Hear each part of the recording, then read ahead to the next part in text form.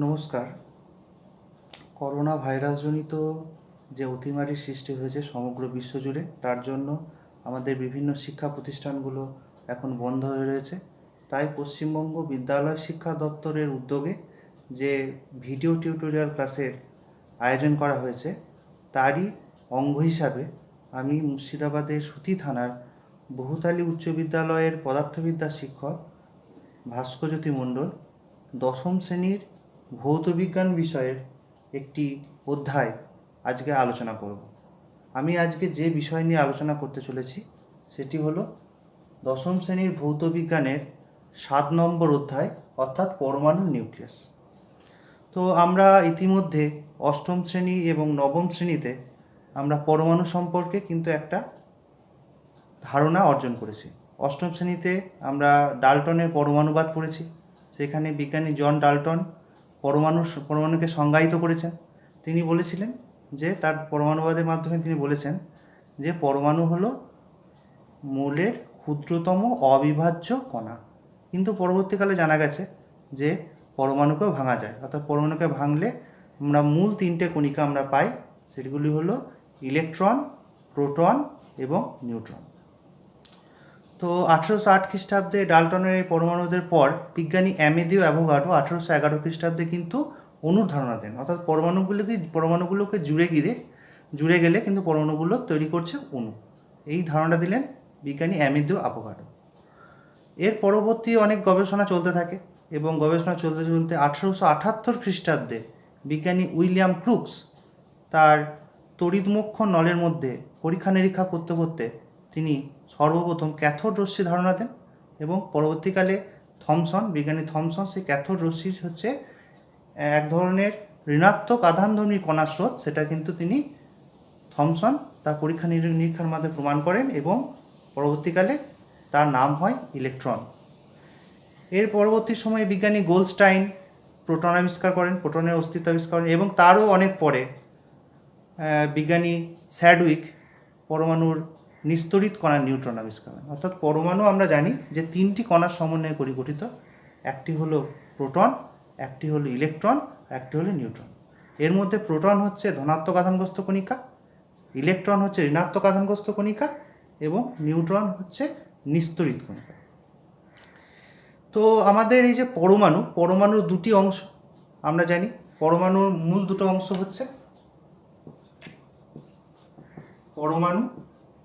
পরমাণু মূল দুটি অংশ, একটি হচ্ছে নিউক্লিয়াস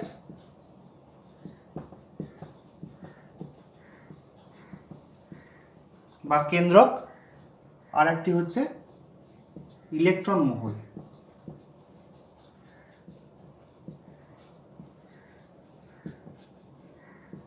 আমরা জানি এই যে নিউক্লিয়াস অংশের মধ্যে কিন্তু পরমাণুর অধিকাংশ ভর কিন্তু নিহিত রয়েছে, অর্থাৎ পরমাণুর যে ম্যাক্সিমাম ভরটা সেটা রয়েছে এই নিউক্লিয়াস অঞ্চলে। নিউক্লিয়াসটাই হচ্ছে পরমাণুর সবচেয়ে ভারী অংশ এবং এটা পরমাণুর সমগ্র আয়তনের মধ্যে খুব কম আয়তন দখল করে থাকে নিউক্লিয়াস অংশটা। এবং নিউক্লিয়াসের বাইরে বিভিন্ন বৃত্তাকার কক্ষপথে ইলেকট্রনগুলো কিন্তু আবর্তন করতে থাকে। এটা আমরা ক্লাস 9-এ কিন্তু এই ধারণাটা আমরা অর্জন করেছি। তো আমাদের দশম শ্রেণীতে আমরা পরমাণুর যে অংশটা নিয়ে একটু বেশ বিশদে আলোচনা করব সেটি হলো পরমাণুর নিউক্লিয়াস বা কেন্দ্র, অর্থাৎ পরমাণুর মাঝের যে সবচেয়ে নিরেট অংশ এবং যেটা সবচেয়ে ভারী অংশ, সেই নিউক্লিয়াস নিয়ে আমরা আজকে আলোচনা করতে চলেছি। তো এই যে নিউক্লিয়াসের যে আবিষ্কার বা নিউক্লিয়াসের যে ধারণা এবং নিউক্লিয়াসের ঘটিত বিভিন্ন যে ঘটনা, সেই ঘটনাবলীর কথা যদি বলতে হয় তাহলে যে বিজ্ঞানীর নাম প্রথম করতে হয় তিনি হলেন ফরাসি বিজ্ঞানী হেনরি বেকেরেল। তিনি সর্বপ্রথম 1896 খ্রিস্টাব্দে দেখালেন যে কিছু ভারী মৌলের নিউক্লিয়াস থেকে কিন্তু এক ধরনের অদৃশ্য রশ্মি নির্গত হয়। সেই অদৃশ্য রশ্মিটা কিন্তু বিশেষ কিছু বৈশিষ্ট্য বহন করে। সেই রশ্মিটা তিনি সর্বপ্রথম একটি বিশেষ পরীক্ষার মাধ্যমে তিনি দেখিয়েছিলেন। তিনি ইউরেনিয়ামের একটি লবণ পটাশিয়াম ইউরানিল সালফেট নিয়েছিলেন এবং সেটাকে একটি কালো কাগজে মুড়ে তিনি একটি ফটোগ্রাফিক প্লেটের উপর রেখেছিলেন এবং কিছুদিন পর তিনি দেখেছিলেন যে সেই কালো কাগজে মোড়া ইউরেনিয়ামের লবণটি সেই ফটোগ্রাফিক প্লেটের ওপর কিন্তু এক ধরনের ছবির সৃষ্টি করেছে। সেই লবণের যেন একটা ছবি সেই ফটোগ্রাফিক প্লেটের ওপর এসে পড়েছে। তো তিনি তখন সেই রশ্মিটার নাম দিলেন বেকারেল রশ্মি।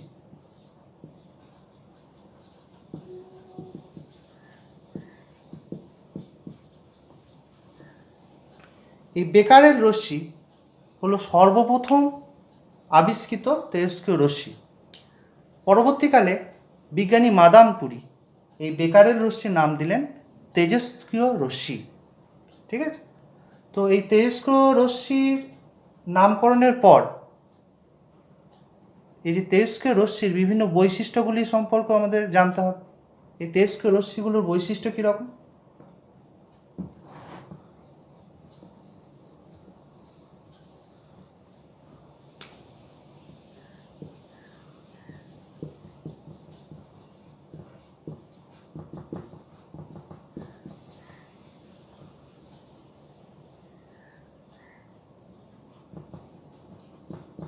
তেজস্ক্রিয় রশ্মির বৈশিষ্ট্য। তেজস্ক্রিয় রশ্মির প্রথম যে বৈশিষ্ট্যটা রয়েছে সেটা প্রথমেই আমরা আলোচনা করলাম, যে তেজস্ক্রিয় রশ্মি কী করে?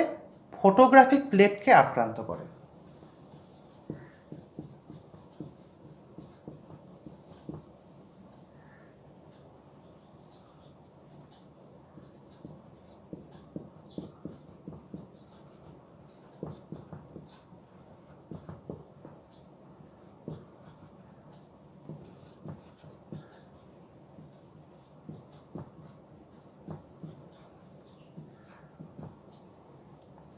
দু নম্বর কি? এই তেজস্ক্রিয় রশ্মি কি করে? ধাতব পাতকে ভেদ করতে পারে, পাতলা ধাতব পাতকে ভেদ করে।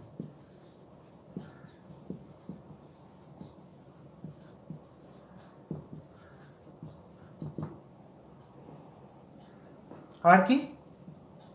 গ্যাসকে আয়নিত করে। যখন কোনো গ্যাসের মধ্য দিয়ে তেজস্ক্রিয় রশ্মিকে পাঠানো হয় তাহলে সেই গ্যাসটা কিন্তু আয়নাইজ হয়ে যায়, আয়নিত হয়, সেই গ্যাসের মধ্যে আয়নের সৃষ্টি হয়।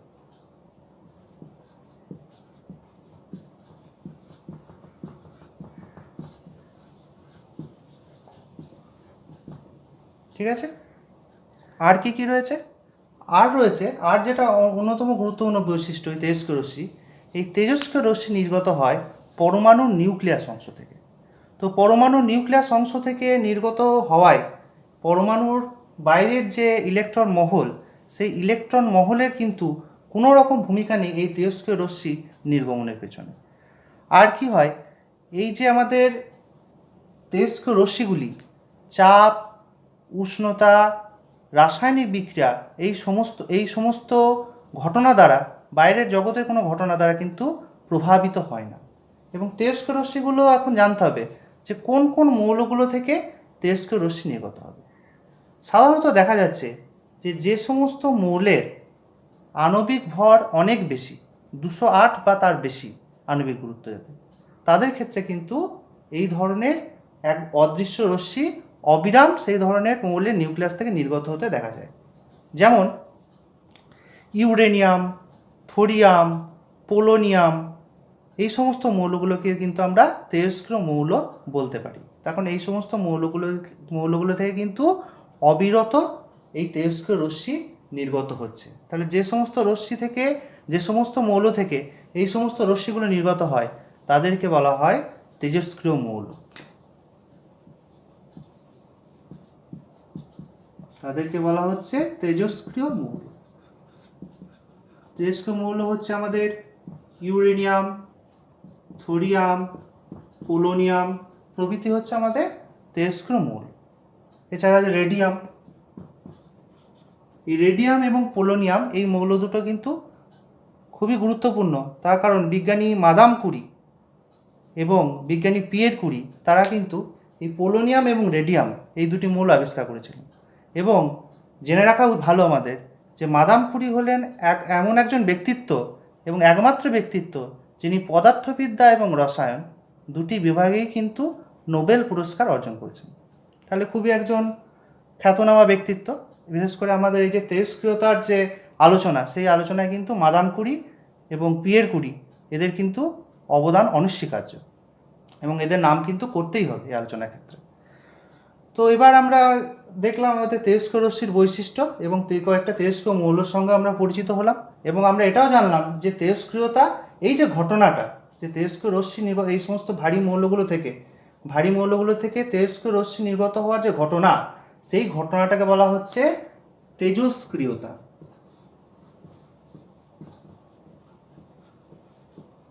অর্থাৎ তেজস্ক্রিয়তাটা হচ্ছে এই সমস্ত মৌলের একটি ধর্ম এবং এই তেজস্ক্রিয়তা ধর্মের জন্য কি নির্গত হচ্ছে মৌলগুলো থেকে?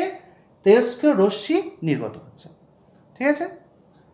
তো এবার এই যে তেজস্ক্রিয় রশ্মি আমরা জানলাম, এই তেজস্ক্রিয় রশ্মির এবার কিছু প্রকারভেদ সম্পর্কে আমরা জেনে নেব যে তেজস্ক্রিয় রশ্মি ক প্রকার বা কী কী।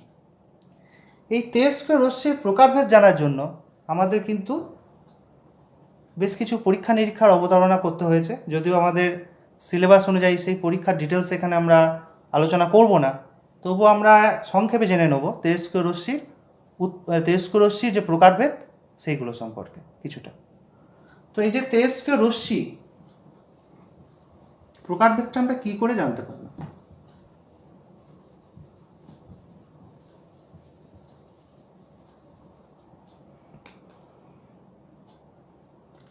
একটা সীসার পাত্রে এক টুকরো তেজস্ক্রিয় মৌল নিয়ে আমরা, একটা সীসার পাত্রের একটা ছোট্ট ছিদ্র আছে, এখানে একটা তেজস্ক্রিয় মৌল আছে, সেই তেজস্ক্রিয় মৌল থেকে কি হচ্ছে? তেজস্ক্রিয় রশ্মি নির্গত হয়, আমরা জানি সূক্ষ্ম ছিদ্রের মধ্যে নির্গত হচ্ছে। যখন নির্গত হচ্ছে তখন এখানে আমরা একটা ধনাত্মক তড়িৎ ক্ষেত্র দিয়েছি, একটা ঋণাত্মক তড়িৎ ক্ষেত্র রেখেছি। দেখা যাবে যখন এই ধনাত্মক এবং ঋণাত্মক তড়িৎ ক্ষেত্রের কাছাকাছি আসছে এই তেজস্ক্রিয় রশ্মিটা, তখন সেই তেজস্ক্রিয় রশ্মিটা কিন্তু তিনটে ভাগে ভাগ হয়ে যাচ্ছে। একটা পার্ট চলে যাচ্ছে, বেঁকে যাচ্ছে ধনাত্মকের দিকে, ধনাত্মক তড়িৎ ক্ষেত্রের দিকে, একটা পার্ট বেঁকে যাচ্ছে ঋণাত্মক তড়িৎ ক্ষেত্রের দিকে, এবং একটি অংশ চলে যাচ্ছে সোজা, কোনো রকম ডিফ্লেকশন ছাড়াই কিন্তু সামনে চলে যাচ্ছে, সোজা চলে যাচ্ছে। তাহলে এ থেকে আমরা কি জানতে পারি? এক্ষেত্রে আমরা বুঝতে পারছি যে যেটা ধনাত্মক তড়িৎ ক্ষেত্রের দিকে আকর্ষিত হচ্ছে এই তেজস্ক্রিয় রশ্মির যে অংশটা, নিশ্চয়ই তাহলে সেটা ঋণাত্মক আধানগ্রস্ত। তার আমরা জানি যে ধনাত্মক আধানের দিকে ঋণাত্মক আধানই ধাবিত হয়, আকর্ষিত হয়। একইভাবে এই যে ঋণাত্মক তড়িৎ ক্ষেত্রের দিকে যে পার্টটা ধাবিত হচ্ছে, যে অংশটা ধাবিত হচ্ছে, সেটা আমরা মনে করতে পারি সেটা হচ্ছে আমাদের ধনাত্মক তড়িৎগ্রস্ত, এবং যেটা কোনোভাবেই ডিফ্লেক্টেড হচ্ছে না, সোজা বেরিয়ে যাচ্ছে, সেটাকে আমরা মনে করতে পারি নিস্তড়িত। আর নিস্তড়িত হলে একমাত্র ধনাত্মক বা ঋণাত্মক কোনো তড়িৎ ক্ষেত্র দ্বারা কিন্তু সেটি প্রভাবিত হবে না। তো এই যে তিনটে অংশে ভাগ হয়ে গেল তেজস্ক্রিয় রশ্মিটা, সেই তিনটে অংশের একটা করে নাম দেওয়া হলো। যেটা আমাদের ধনাত্মকের দিকে যাচ্ছে, ওটা যেটা নিজে ঋণাত্মক, সেটাকে বলা হলো বিটা রশ্মি। যেটা নিজে ধনাত্মক এবং ঋণাত্মক তড়িৎ ক্ষেত্রের দিকে অগ্রসর হয়েছে, সেটা নাম দেওয়া হলো আলফা রশ্মি। এবং যে তেজস্ক্রিয় রশ্মির যে অংশটা সোজা বেরিয়ে গেছে, অর্থাৎ কোনো তড়িৎ ক্ষেত্র দ্বারা প্রভাবিত হয়নি, অর্থাৎ বোঝা যাচ্ছে এটা নিস্তড়িত কোনো কণা বা নিস্তড়িত কোনো রশ্মি, সেটাকে আমরা বলছি গামা রশ্মি। তাহলে আমরা বুঝতে পারলাম যে তেজস্ক্রিয় রশ্মির তিনটে ভাগ, একটা হচ্ছে আলফা রশ্মি, একটা হচ্ছে বিটা রশ্মি, একটা হচ্ছে গামা রশ্মি। এর মধ্যে ধনাত্মক কোনটা? ধনাত্মক কণার স্রোত হচ্ছে আলফা রশ্মি, ঋণাত্মক কণার স্রোত হচ্ছে বিটা রশ্মি, এবং নিস্তড়িত কণার স্রোত হচ্ছে গামা রশ্মি। বোঝা গেল? এবার আমাদের এই যে তিন ধরনের রশ্মি সম্পর্কে আমরা জানলাম, এই তিন ধরনের রশ্মির বেশ কিছু ধর্ম সম্পর্কে এবং প্রকৃতি সম্পর্কে আমরা একটা তুলনামূলক আলোচনা করব।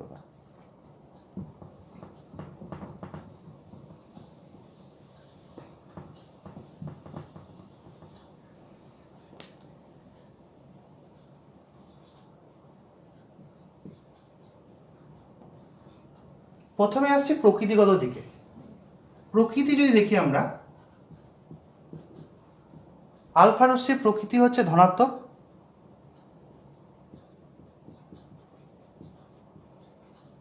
অর্থাৎ আলফা রশ্মি হচ্ছে ধনাত্মক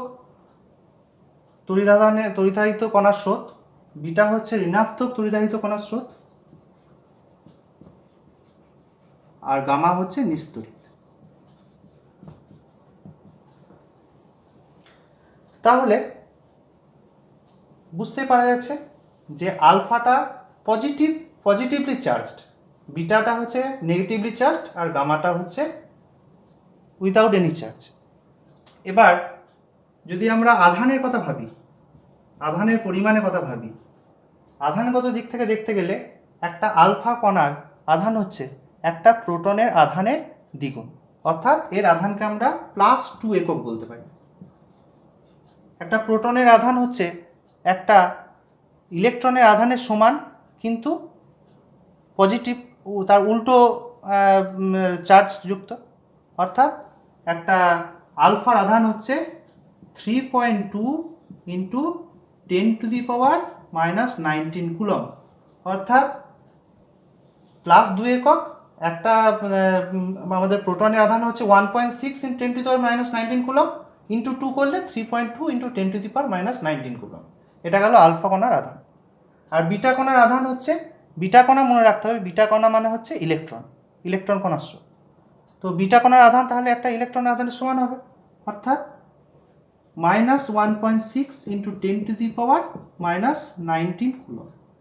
আর একটা গামা আমরা আগেই জানি নিস্তড়িত, তাহলে গামার আধান হচ্ছে 0। এটা গেল আধানের দিক থেকে। এবার হচ্ছে ভরের দিক থেকে আমরা যদি বিবেচনা করি, তাহলে আলফা কণার ভর হচ্ছে একটা প্রোটনের ভরের 4 গুণ, অর্থাৎ একটা আলফা কণাকে মনে করা যেতে পারে একটা হিলিয়াম অণুর সঙ্গে তুলনা করা যেতে পারে আলফা কণাকে। একটা হিলিয়ামের আমাদের ভর সংখ্যা হচ্ছে 4 একক এবং পারমাণবিক সংখ্যা হচ্ছে 2, অর্থাৎ একটা proton is equivalent to A helium.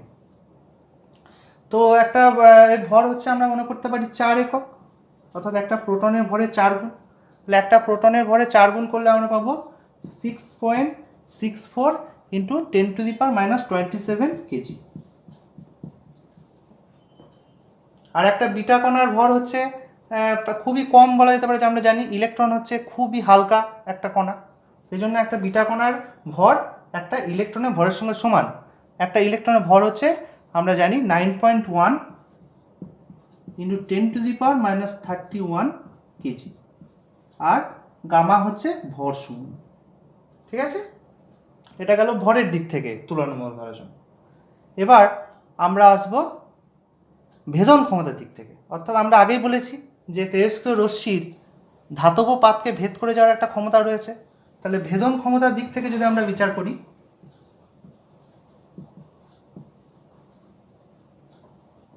ভেদন ক্ষমতার দিক থেকে বিচার করলে একটা আলফা কণার ভেদন ক্ষমতা হচ্ছে বিটা এবং গামার চেয়ে অনেক কম। একটা আলফা কণা একটা 0.1 mm অ্যালুমিনিয়াম পাতকে ভেদ করতে পারে, আর একটা বিটা কণা কি করতে পারে, একটা 5 mm অ্যালুমিনিয়ামের পাতকে ভেদ করতে পারে। আর গামা কণার ভেদন ক্ষমতা আমরা প্রথমে বললাম সবচেয়ে বেশি, একটা গামা কণা প্রায় 8 সেন্টিমিটার, মিলিমিটার নয় কিন্তু, এটা খেয়াল করবে, সেন্টিমিটার, 8 সেন্টিমিটার অ্যালুমিনিয়াম পাতকে কিন্তু সহজেই ভেদ করে যেতে পারে। তাহলে আমরা এখান থেকে কি বুঝতে পারছি, যে গামার ভেদন ক্ষমতা বিটা এবং আলফার চেয়ে অনেকটাই বেশি। গামা ভেদন ক্ষমতার দিক থেকে gamma greater than beta greater than alpha, এটা কিন্তু মনে রাখতে হবে। এটা কিন্তু এই ধরনের সাজানোগুলো কিন্তু ঊর্ধ্বক্রমে অধক্রমে সাজানোগুলো কিন্তু আমাদের পরীক্ষার সময় কিন্তু প্রায় আসে। এ গেল ভেদন ক্ষমতার দিক থেকে। এবার আমরা আসবো গ্যাসকে আয়নিত করার ক্ষমতার দিক থেকে। গ্যাসকে আয়নিত করার ক্ষমতা,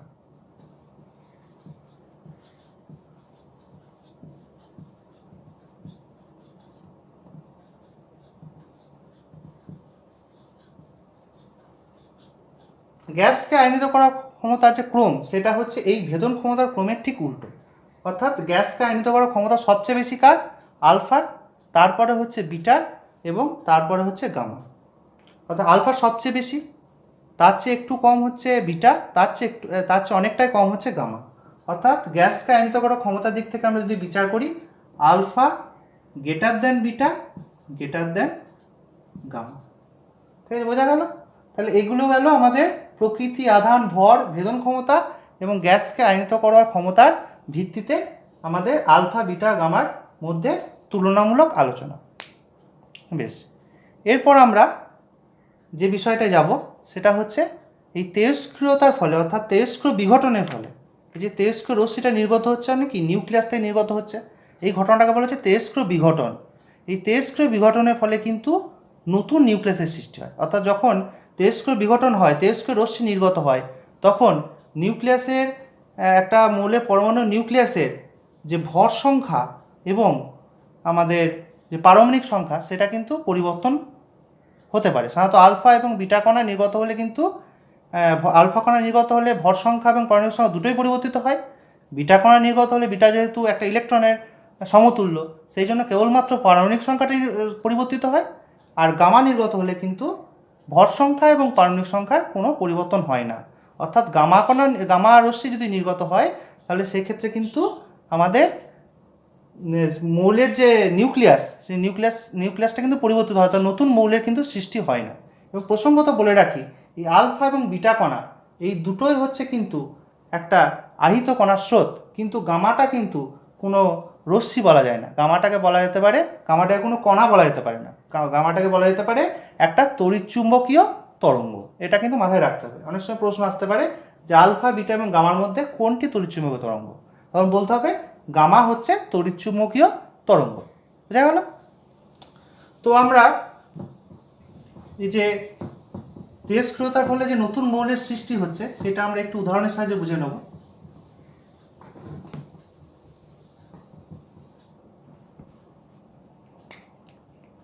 প্রথমে আমরা একটা ইউরেনিয়াম 92,000 পারমাণবিক সংখ্যা, 238 হচ্ছে তার ভর সংখ্যা। এখান থেকে আমরা মনে করছি যে একটা আলফা কণা বেরিয়ে গেল, একটা আলফা কণা নির্গত হলো ইউরেনিয়াম থেকে। আলফা কণা নির্গত হলে আমরা কি বললাম যে আলফা কণা ইকুইভ্যালেন্ট টু একটা হিলিয়াম কণা, একটা হিলিয়াম অণু। হিলিয়ামের 2 হচ্ছে পারমাণবিক সংখ্যা, 4 হচ্ছে ভর সংখ্যা। তাহলে একটা আলফা বেরিয়ে গেলে কি হবে? সহজে আমরা বুঝতে পারছি ভর সংখ্যাটা 4 কমবে আর পারমাণবিক সংখ্যাটা 2 কমবে। তাহলে ভর সংখ্যা আর পারমাণবিক সংখ্যা কমে যাচ্ছে, তাহলে এক্ষেত্রে কী হচ্ছে? পারমাণবিক সংখ্যা যেহেতু কমে যাচ্ছে, ভর সংখ্যা কমে যাচ্ছে, এক্ষেত্রে কী হচ্ছে? যে নতুন মৌলটা সৃষ্টি হচ্ছে, নতুন নিউক্লিয়াসটা সৃষ্টি হচ্ছে, সেটা কিন্তু আর ইউরেনিয়াম থাকছে না, সেটা তখন কিসে পরিণত হচ্ছে? থোরিয়ামে পরিণত হচ্ছে। থোরিয়াম 90 234, 4 কমলো ভর সংখ্যা, পারমাণবিক সংখ্যা কমলো 2। ঠিক আছে, এটা গেল আলফা নির্গমনের ক্ষেত্রে। এবার যদি বিটা নির্গত হয়, আমরা জানি বিটা ইকুইভ্যালেন্ট টু কি বলেছি আমরা? বিটা ইকুইভ্যালেন্ট টু বলেছি একটা ইলেকট্রন -1 E0, অর্থাৎ ইলেকট্রনের আধান হচ্ছে -1, -1 একক। আধান হচ্ছে -1 একক, 1 একক ধরে নিতে পারে, মাইনাস যেহেতু তার চার্জের জন্য বলা হচ্ছে। তো একটা ইলেকট্রন যদি নির্গত হয় বা একটা বিটা যদি নির্গত হয়, তাহলে আমরা একটা উদাহরণের সাহায্যে দেখতে পারি যে কার্বন 614 এটা যদি নির্গত হয়, একটা এখান থেকে একটা বিটা নির্গত হচ্ছে, বিটা মানে -1 E0, তাহলে এটা কি হয়ে যাবে? -1 হচ্ছে মানে কি 6 -1 মানে হয়ে যাচ্ছে আলটিমেট 7। এর উপরেরটা কিন্তু একই থাকছে, এর উপরে 0, মানে উপরের ভর সংখ্যাটা কিন্তু একই থাকবে, এটা কিন্তু কোনো পরিবর্তন হবে না। তখন কী হচ্ছে? যেহেতু এই পারমাণবিক সংখ্যাটা পরিবর্তিত হয়ে যাচ্ছে, এটা কিন্তু যে নতুন মৌলটা সৃষ্টি হচ্ছে সেটা কিন্তু আর কার্বন থাকছে না, তখন সেটা হয়ে যাচ্ছে নাইট্রোজেন, নতুন একটা মৌল সৃষ্টি হচ্ছে। তা পারমাণবিক সংখ্যা হচ্ছে 7, উপরে হচ্ছে 14 ভর সংখ্যা। এবার গামা যেহেতু আধানও নেই ভরও নেই, তাই গামা যদি নির্গত হয় কোনো একটা তেজস্ক্রিয় মৌল থেকে, তাহলে কিন্তু তার সেই গামা নির্গমনের ফলে কিন্তু কোনো নতুন মৌলের সৃষ্টি হবে না, যেহেতু দুটোই পরিবর্তিত হচ্ছে না। ঠিক আছে, তো এই গেল আমাদের তেজস্ক্রিয় বিঘটনের ফলে নতুন নিউক্লিয়াসের সৃষ্টির ধারণা। এবার হচ্ছে তেজস্ক্রিয়তার ব্যবহার। তেজস্ক্রিয়তা আমাদের কী কাজে লাগে? এই যে তেজস্ক্রিয়তা আমরা ধারণা পাচ্ছি, তেজস্ক্রিয়তাটা আমাদের কোন ক্ষেত্রে কাজে লাগছে সেটা আমরা একটু জেনে নিই। তেজস্ক্রিয়তা সবচেয়ে বেশি ব্যবহার হচ্ছে চিকিৎসা ক্ষেত্রে। আমরা জানি যে ক্যান্সারের চিকিৎসায় আমরা জানি কেমোথেরাপি বলে এক ধরনের চিকিৎসা ব্যবস্থার ব্যবহার করা হয়। সেই কেমোথেরাপির ফলে কি করা হয়, যে আমাদের যে ক্যান্সার আক্রান্ত যে কোষ, সেই কোষগুলোকে কিন্তু কেমোথেরাপির মাধ্যমে কিন্তু সেই কোষগুলোকে মেরে ফেলা হয়, সেই ইনফেক্টেড কোষগুলোকে মেরে ফেলা হয়। তো এই যে কেমোথেরাপি, এই কেমোথেরাপির জন্য কিন্তু আমাদের এই যে তেজস্ক্রিয় রশ্মিটাকে কিন্তু ব্যবহার করা হচ্ছে। তো আমাদের এই যে তেজস্ক্রিয়তা যে তেজস্ক্রিয়তা ব্যবহারের ক্ষেত্রে আমাদের কোবাল-60 এটা কিন্তু ক্যান্সার রোগের চিকিৎসা ব্যবহৃত হয়, কোবাল-60। এছাড়া রয়েছে আমাদের ফসফরাস-32, এটা মেনলি লিউকোমিয়া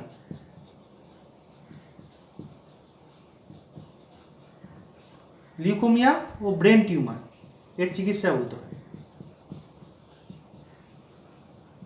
এছাড়া আমাদের খুব অতি পরিচিত একটা তেজস্ক্রিয় আইসোটোপ কার্বন-14, সেটা ব্যবহৃত হচ্ছে মেনলি জীবাশ্মের বয়স নির্ণয়। অর্থাৎ বিভিন্ন যে জীবাশ্ম, আমরা ভূগোলে পড়েছি জীবাশ্ম কীভাবে তৈরি হয়, সেই জীবাশ্ম বয়স কত সেটা নির্ণয়, এবং রেডিও কার্বন ডেটিং, অর্থাৎ বিভিন্ন জীবাশ্ম, প্রাচীন গাছপালা, পৃথিবীর বয়স, এগুলো নির্ণয়ের ক্ষেত্রে কিন্তু এই আইসোটোপটা ব্যবহৃত হচ্ছে।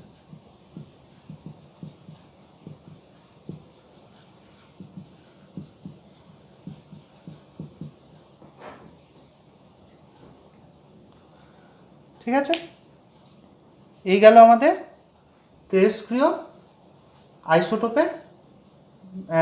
আইসোটোপের বিভিন্ন ব্যবহার। তো আজ আমরা এই ক্লাসে কিন্তু এতটা পর্যন্ত আমরা আজকে আলোচনা করলাম, আর পরবর্তী ক্লাসে আমরা আরও বেশ কিছু বিষয় নিয়ে আলোচনা করব। আবার দেখা হবে পরবর্তী ক্লাসে। নমস্কার।